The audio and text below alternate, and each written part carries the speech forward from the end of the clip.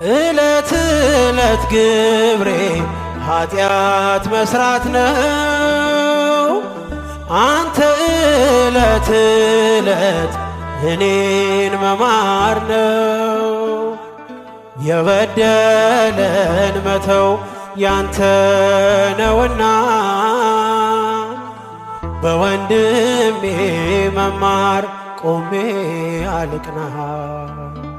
ሙሉ ሆናለይ የወንድሜን በደል አለ በኔ ላይ ምሰሶን የሚያህል ይቅር ስላልከኝ ይቅር ስላልከኝ ነው የእኔ መቆም።